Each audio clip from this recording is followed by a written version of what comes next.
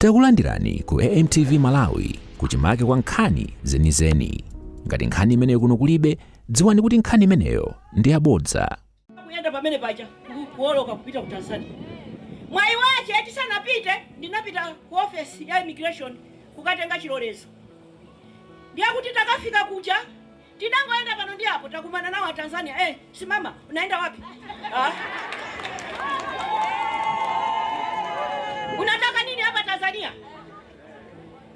Ina ndati ndikundabwera ndi anzangawa pamene ndimaululira pambuyo kuti Azimai wasa business ziko la Malawi chief executive wao ndineyo. Ndipo inayo ndine mkazi wa chief justice wa ku Malawi. Pepani. Ndinaziwa kuti anzanga akuvutika. Ndiye lero inu simungandiuze za cross border. Mukamavutika kumeneko ine ndimazisiwa. Ndipo ina business nava ndi zaka 35. Ndiye business ina imene ndinali nayo ndi panzuzupa shop. Ndiye pa Monday ndimapita ku David Whitehead. Ndikukatenga container yonse ija ya nsalu kuzasiya mu shop mwanga pansusu. Ndiye kuti Monday ndili pa shop panga paja. Azimai aku Tanzania alidonda kuto mpaka na kukwakhala azibambo anga kuja. Q yogula chani zitenja za David Whitehead. Akatapa menepo ukundipesesa Malawi.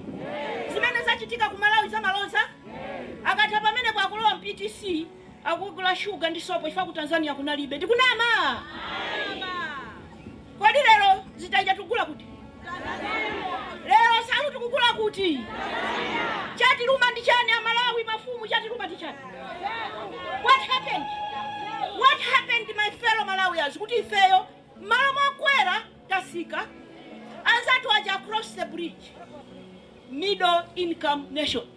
Agati middle income nation ndiyo kuti zose pakomo paja zikupezeka. Pamenepo inu mukungokhala bale yanga ndipo tikuyamika Yehova ndaoda mvula yabwino kunoko chimanga bola chikuoneka. Koma kubomako ndi chimanga chomwe kulibe chauma chobereka. Minyama imene ili ku Malawi. Anzatu next door akwera chuba ndi 5.4% ku Tanzania. Ifaya kuno 1%. So pano ku Mozambique kumene kumachokera macyclone 5%. Ndiye wina akabwera akakuza nikuti zivutikani anzanu so akuvutika next door muzauza kuti Joyce Banda anatibwera anatiuza kuti mukunama anzatu sakuvutika iyi olemegezeka maindi abambo ndabwerera ku Blantyre tikufuna ma business Azimai akundiuza kuti akuti tuboma ikupereka malole kwa anthu a business African Businessmen Association. Ine ndiye ndinapita kwa Louis Chimango amene anali minister wa finance. Tamba kuti azibambo mukwapasa malole nanga Azimai. Kodi angwazi akuziwa kuti ife simunatigawire. Ndiye angwazi tupaja khani Azimai. Kuchimene zikuchitikira kwa azibambo ifeso Azimai mafuna kuti tikhale nazo. Ndiye anandiuza kuti musachitwa kunena zambirimbiri tikuitanani. Ndipo bambo Chimango anatiita napata mwezi umozi. Anatipasa malole 16 10 tonners Mercedes Benz. Ndiye ine nagawa kwa Azimai anzanga. Imozi nainyamula kupita nayo ku Chitipa. Kupita nayo kuti? Chitipa. Kuzambasa mai mwanja pa boma. Mukukumbukira mai mwanja? Pamene papa nali mai mkumbwa. Ndi uganiza kuti anaoenda ndi amene ali ku electoral commission kakuti. Ndi amene napanga nawo business amaendesa bakery pa ujeni pa Chitipa. Chito ya business ya Azimai namba kalikama. Sopano lero mukamalephera kugulisa ndikaunjika yemwe amene ndikuziziwa kwambiri ndineyo. Ndiye ine nanena kuti Azimai mwaphunzitse kupanga sopo. Ndiye lero ndali ndi meeting ndi Azimai kuseliko women organization. Azimai akumafumu ma wives.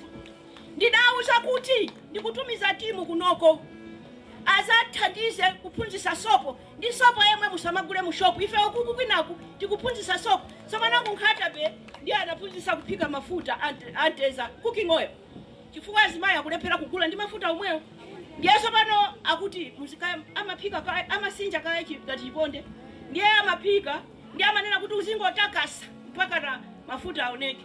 So alipa video akuoneka pali ngaoneka cha mafuta anganya mondabia maone mafuta ngaoneka cha anthu anauza kuti aisomano mmene mwatakasa basi ndiye zisiye ndikaye anangoona mafupa alifuna mafuta puf mpaka pamwamba kutunga kuzaza botolo pali chokulira mafuta.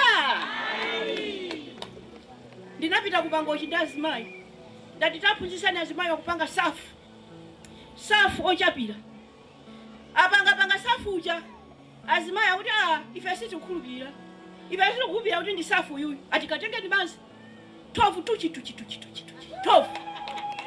Azimayi ndinatenga president Muluzi tiyeni mukandithandize kusegula nyumba zanga zimene ndamangira azibale anga ovutika mmisi. Kufika kumene kuja kwapeza azimayi apanga sopo apanga mafuta ophikira komanso apanga shuga. A president akuti ndi shuga uyu ali brown shuga ali amayi ine silinga lawa iwe lawa noka amayi ajapo kamwachi ndi shuga yemwe tikhoza kupanga pa khomo pathu. Mukundimva azimayi?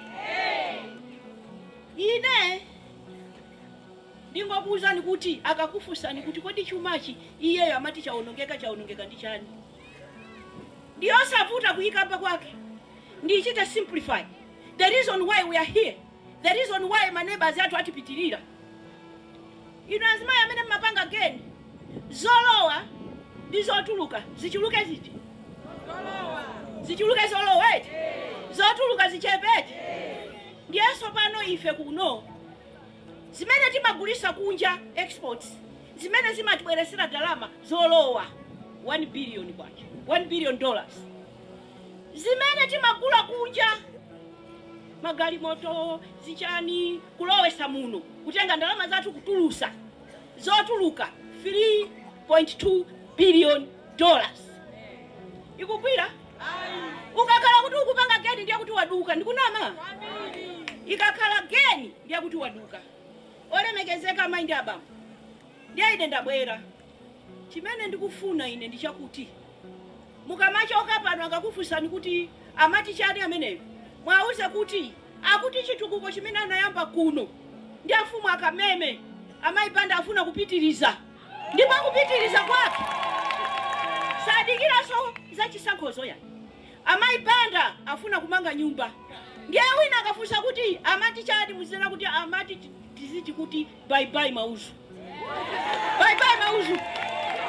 mauzu basi bye mauzu.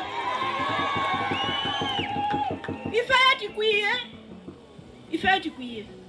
Ndinapita ineyo ku Rwanda kwa Kagame. Ndiye kumene koko anachula kuti bye nyakaza ndi mauzu. Tinaenda 4 hours. Kupita kumuzi kwa president wachifaka sauti amene ananditana. Sitinaone nyumba imodzi ya mauzu. Ifeyo amalawi tipangane.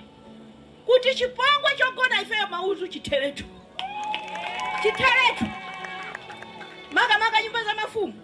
Izozo ndiye ndizamanga chifukwa cha kufuna kuchosa nyozo ndi manyazi kwa ide osati kwa mafumu. Chifukwa anthu angoti abambo anu ndi ati abambo anga ndi awo akhala chinyumba chochita chokota.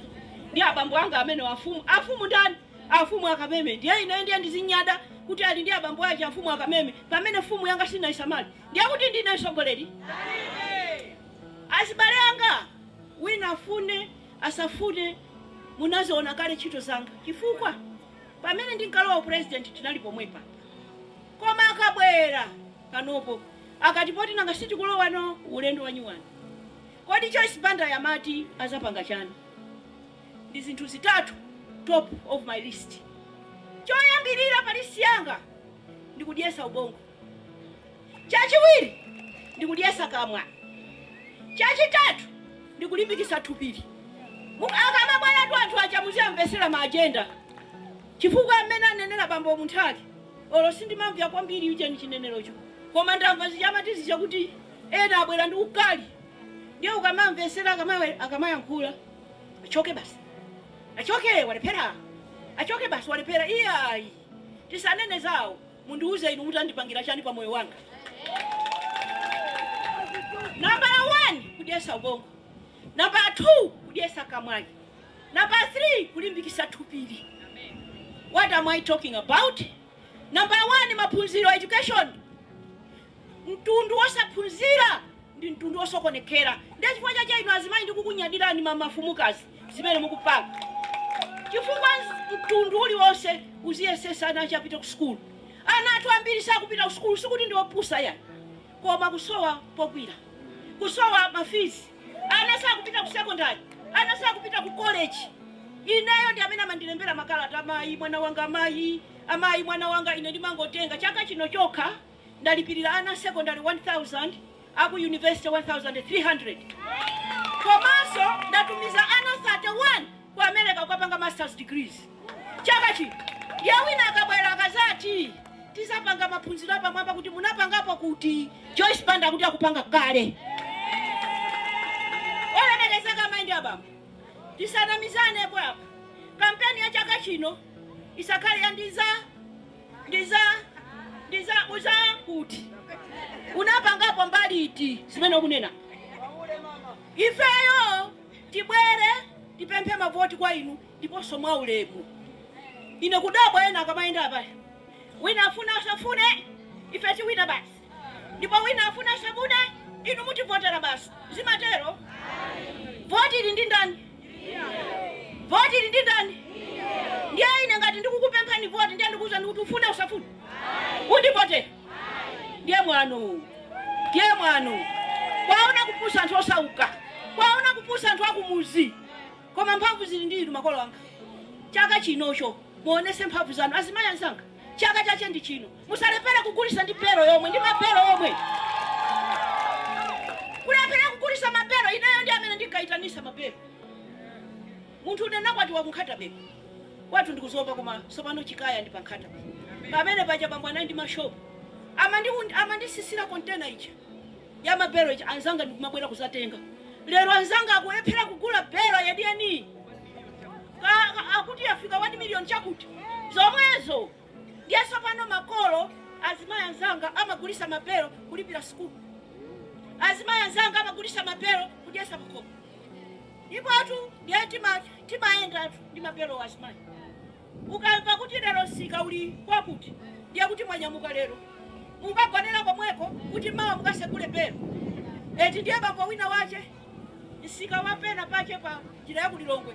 Isachule chifukwa aidacha akufazi. Amatenga mapero ajazimayi aja kufika kwene kuja ndiye kuti mawa kusegula. Ndiye wina nango munongoneza bambo yali akazanua akafika pa sikuti amapitira zokulisa mapero kulima muna asoko mweko.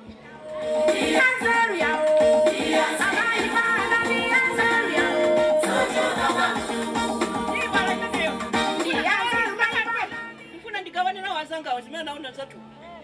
Ndiye anyamuka ku plantaya. Akuti kusatira kwagwira sanje. Iwa ukutaka ta mapero kuti uzidye sabanja. Iwa akukusatira kumene kwakuti akagwire sanje. Ndiye afika kumene kuja kudikira kude. Ujana na miza uja kudikira. Ukada ndikulitekana. Akufika kuja sopana azimayi amalowa njipita ngati chino. Chilibe marumu. Amangogonera makomawa. Malaya apula yangosaka misola akucheza. Akumwa mafanta awo menemu. Akukambirana za sogolo. Akukambirana za mapero. Aja kubwera ndi chimunthu chawo chija chinaperekeza chicha. Chisako pa. Kumenya chako ndakugwira. Kulowa bene mwandu anangoti kodi iwe ndani? Ndani iwe? Uja mwini wacho wa mamuna uja. Nanga utani wakuchitisa manyazo ali. Ndachisiru utu awawa. Nopepera kwambira bambo amene. Olemekezeka maindi abambo. Ifeyo timalimba mtima ndipo timasauka ndipo timagona mozunzika. Kuti tigulise kapero kaja tagulisire tialere ana pakhumu. Ye akakufusani. Kuti kodi chachikulu chimene atapange Joyce Banda pambali ya maphunziro ndi chani? Mwauza kuti walengeza lero kuti akuti akazalowa pa 16 September kumapita chisogolo maskulu a secondary ndi aulere Malawi.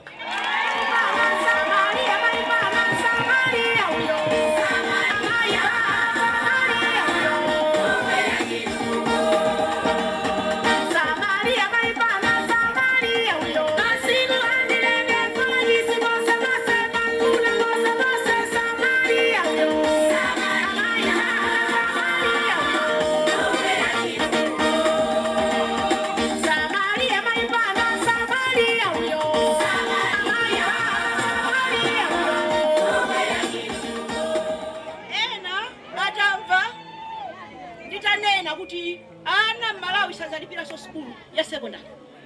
When I become president 16 September anu Malawi secondary anyamata dasikana asapita free. Yeah, kuti mukabuza kuti ozungulira mutu Joyce Banda yo zinachitikapo kuti zikatheke zimenezo ndalama zaje azitenga kuti koma maindi abambo ntunda unaonga sawenya ndalama ineyo ndikasowe ndalama nanga ana amene ndakuuza ni abandalipirira ku university ana 1300 ndi angati ndipo ndi ndalama zingati koma olemekezeka maindi abambo pakati pa ndakandi kuyenda kukumana ndi ma president ansanga ena amene anapanga free education kodi munapanga bwanja ulilede zonse ndalemba kale andipasa kale ndiwo ndithandiza ndalama zake zonse nkapangira masakale chimene chili chofunika kwambiri ngati mmene president Bakiri Muluzi anayamba primary ya ulere atayamba primary school ya ulere anthuso ankati ndizapanga free primary education wakuteta uyo wakuteta haimene akulu mukuzoti malipira 3 shillings koma anthu amaleperabe kulipira 3 shillings.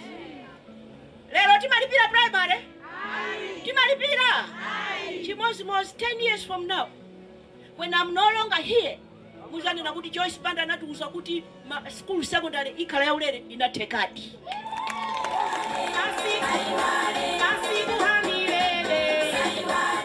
Kudiesa kamwe number 2. Kudiesa kamwe number 2 it's agriculture and food security. Agriculture yache ipitirire so mpaka na agribusiness mpaka na kugulisa mbewu za tubwino.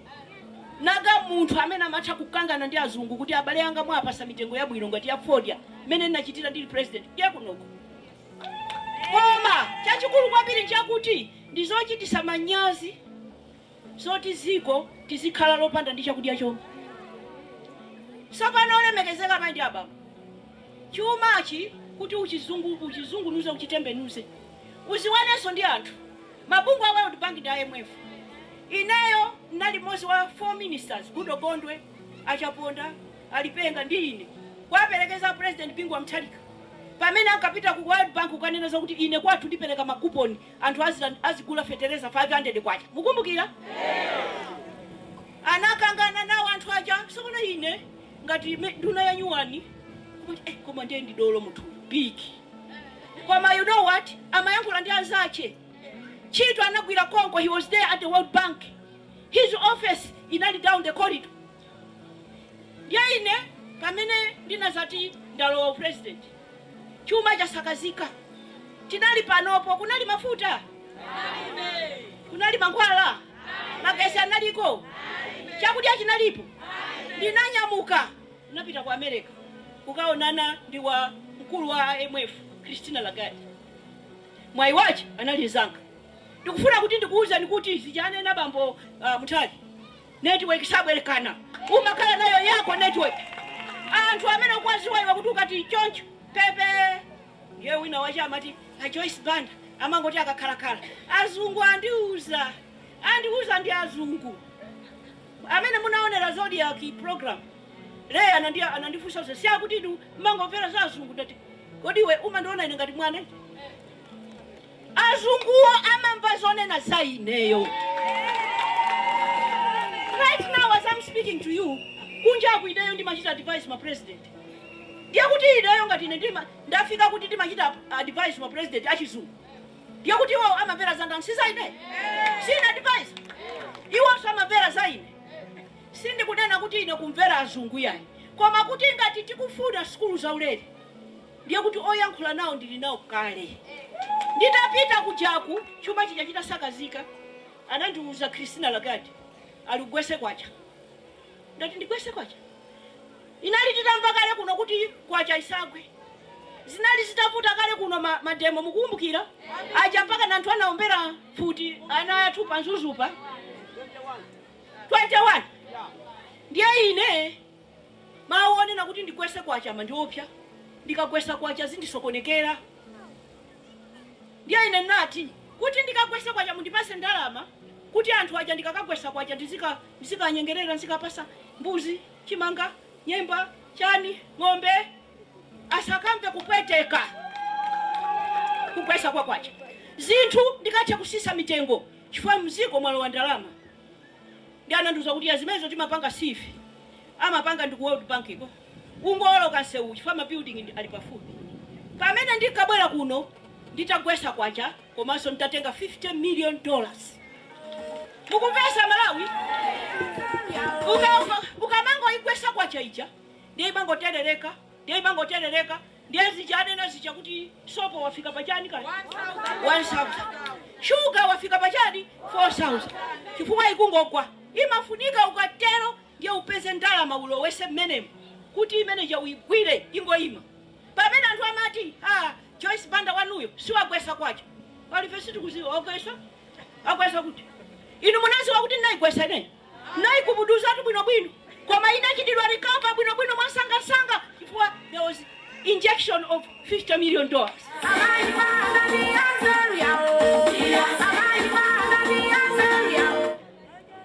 Olemekezeka mafumu ndikuuze nichi nzeru zophunzira ku school ndi nzeru zochokera kwa Mulungu zimasiyana.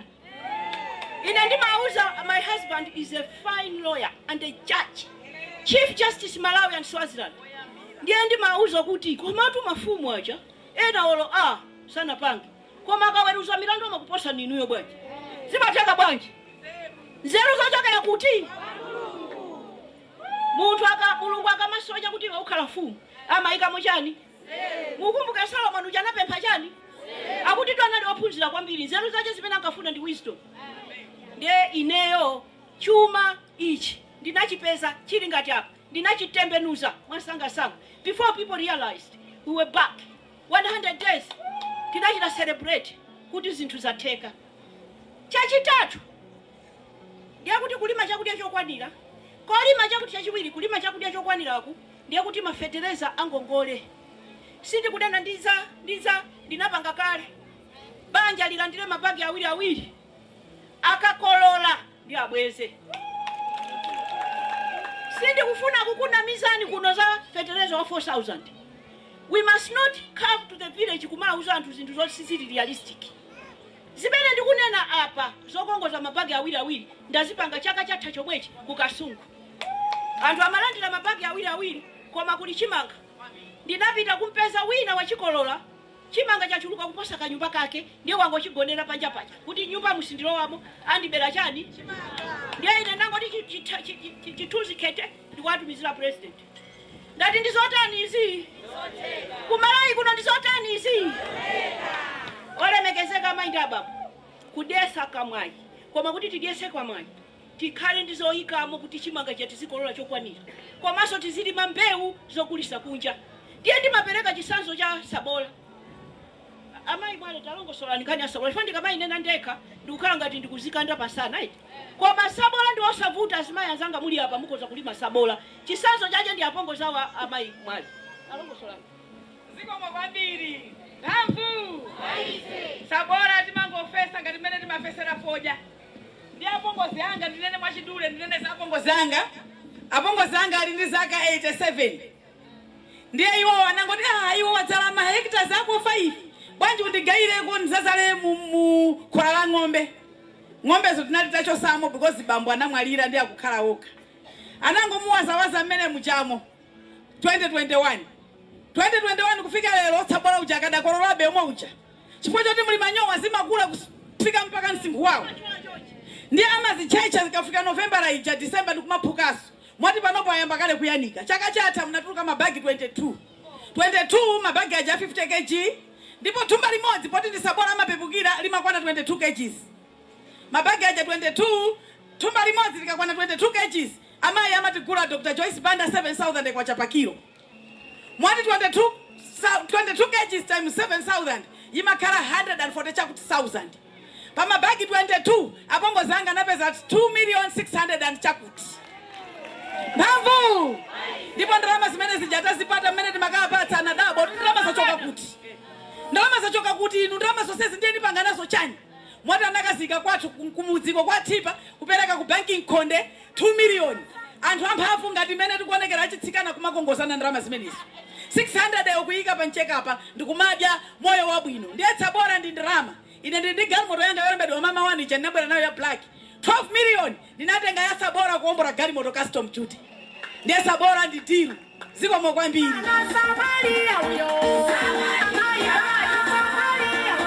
Mafumu mwandiva eti ndikudana kuti ulimi kudiyesa kama komanso kulima kuti tipeze ndalama. Koma ndithu azimayi anzanga amene mwamumvera Sabora inu simungalime. Titatumizira Kameme mbewu kuti tauzani azimayi awaza simungalime. Kodi Sabora ngakhale kumeza ngati sunatafune kwambiri kukakhala pena pake kumera. Savuta tu Sabora. Samavuta iyi. Sabora samavuta abale anga. Koma ndiye kuli soya, koma ndiye kuli fodya. Vuto limene lakula kwambiri ndakuti boma si kuthandiza extension services. Ndiye kuti chimene titazapemphe ife extension services kuti anthu aja akamabwera aziyenda m'mizimu imene ankaendera ndi fodya kamuzutu umene ankati tenti zili mafodya ife siti mamuzi wa fodya. Koma matipasala ngizi m'mizimu kuti uza kalimidwe kake. Kachitatu kulimbisa thupi. Kulimbisa thupili. Agenda ndinayo aitali koma ndikuchedwesa. Ndingonena zitatuzi. Kachitatu ndikulimbisa thupi. Zipatala health. Banja zimayi. Kuno zipatala ziliko? Zili kutiko? Mmapita kuti? Kuli Mankhwala?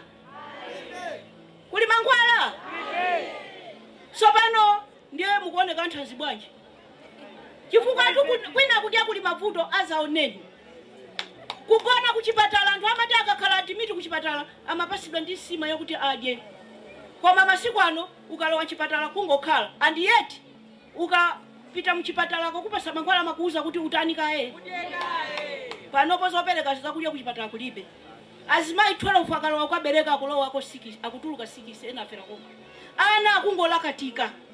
Mankhwala ngati mukapita kuchipatala kakupasani prescription kuti mukudwala koma kaguleni. Ndiye kuti chipatala chaulere? Ni chaulere chimenecho? Ndiye chachitatu ndi health. Ndiye ine olemekezeka mafumu. Agenda yanga ndiye itali kuthandiza mabusiness, misewu ya mizi, infrastructure imene nzabwera kuzanena bwino.